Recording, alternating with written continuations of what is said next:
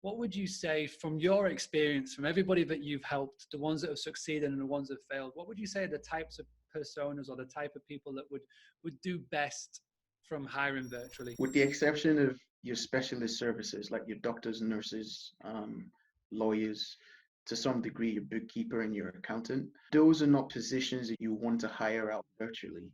But if you have a business in this day and age, and let's say 70 to 90% of your business activity is done on a computer, in my opinion, there's no reason why you cannot hand the tasks off to a virtual team member.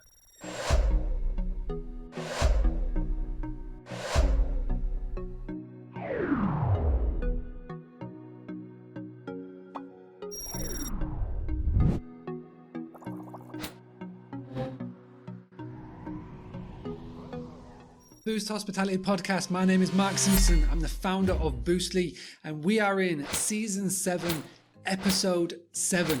And today we're talking all about hiring your first virtual team member.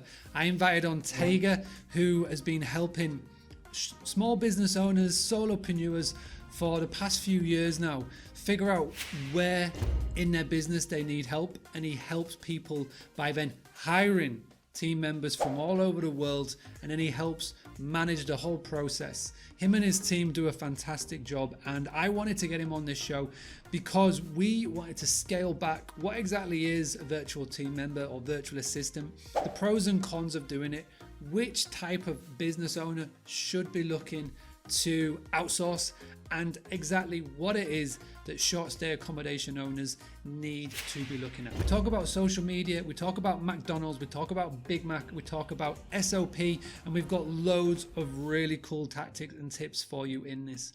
Before we get started, I just want to thank you, our podcast sponsor for this season. This is Hostfully. Hostfully are a US based company that help design digital guidebooks for your guests for pre and post stay.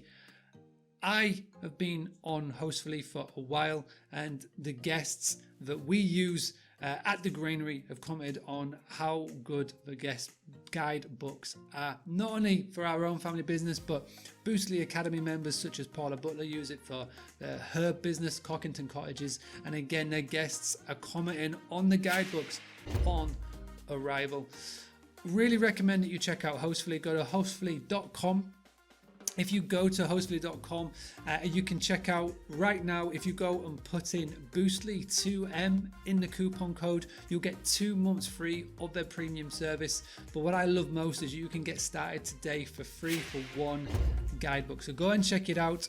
Before you go and check it out, please tune in to this Boostly podcast. Good evening, everybody in Boostly land. Nice to speak with you guys virtually, those of us live and those who happen to be listening. Pleasure to be speaking in your ears. My name's Tega, as Mark pointed out. I am based in Newcastle upon Tyne in the northeast of England, so pretty cold winters, and it's pretty cold today, which is why I'm wearing a hoodie for those who may be watching.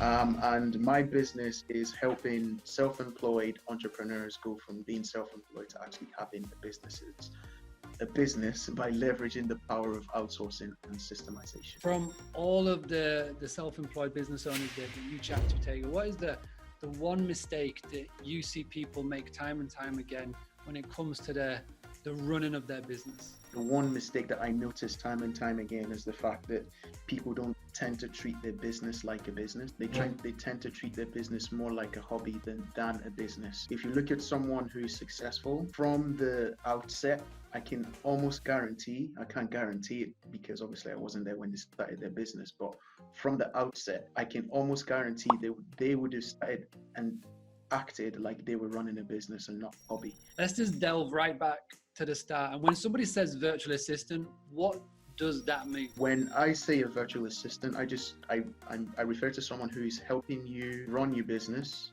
but they are location independent. I tend to find that nowadays the term VA is just being used without any real consideration. Perfect example of this is they are online business managers. So these are people who traditionally in a brick and mortar business would be business managers.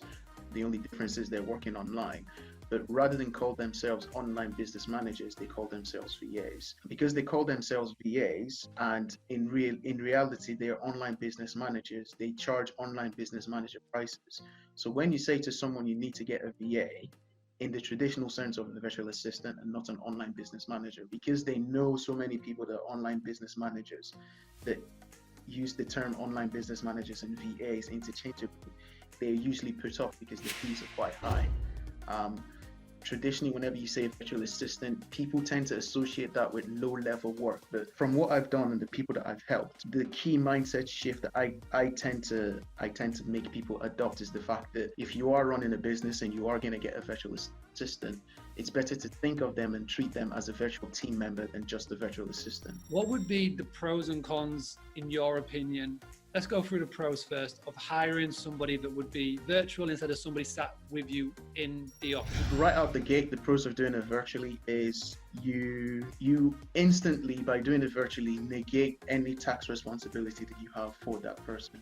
So your business doesn't have to carry the burden of payee and health insurance and all the other things that you may have to pay if they're in the UK. The other thing is, as well as reducing the tax liability, hiring someone outside of the country that you're located in is usually very, very budget friendly. Let's just move on to the cons. So what would be a potential downfall, would you say, in your opinion, of hiring somebody virtually compared to hiring somebody in office? The biggest one, and the one that most people tend to hang the hat on, is the fact that it's virtual. They would say that there's no way for you to monitor their output. There's no way for you to make sure that you're hiring a real person. There's no way for you to make sure you're not scammed. I have an argument against that. I'm sure we'll get to that in the call, but that would be one of the cons.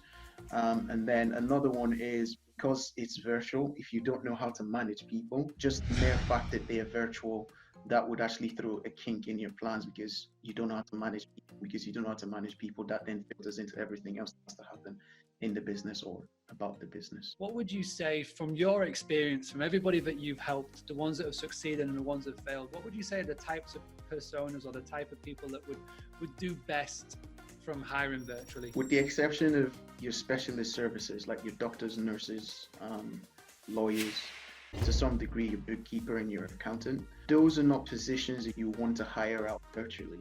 But if you have a business in this day and age, and let's say 70 to 90% of your business activity is done on a computer, in my opinion, there's no reason why you cannot hand the tasks off to a virtual team member. What would you say would be the best way of somebody getting started in this process of looking to outsource? Now, there's going to be a lot of people listening to this who are really busy hospitality and short stay accommodation owners.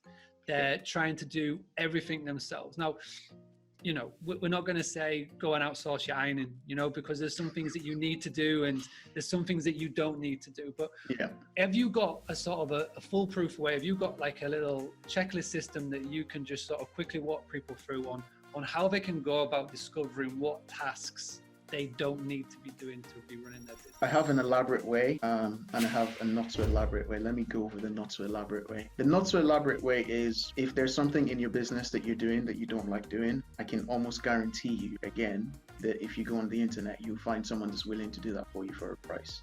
The price depends on what your business can manage to pay that person to get that job done, and if that person can get it done to the level that you're satisfied of their output. That's the not so elaborate way. The more elaborate way is it's from a guy who I watch on YouTube called Alan. I'm gonna butcher his name. Alan Shalinsky. If he happens to be listening to this and I've just destroyed his name, I profusely apologize. It's basically journaling your everyday. So for me, for example, using myself as a case study. Today I woke up. There was a whole bunch of things that I had to do. Some of them vital, in that I had to do them, no one else could do them. Some of them not so vital. In the days gone, or in the years gone, because it's been years now since I've been using virtual team members, I would have done everything myself, right? I would have done everything myself. So what Alan's method is for you to make a note of everything that you do for a period of about 7 to 14 days. And in those 7 to 14 days, you grade things according to how essential it is. Essential being this task brings money into the business.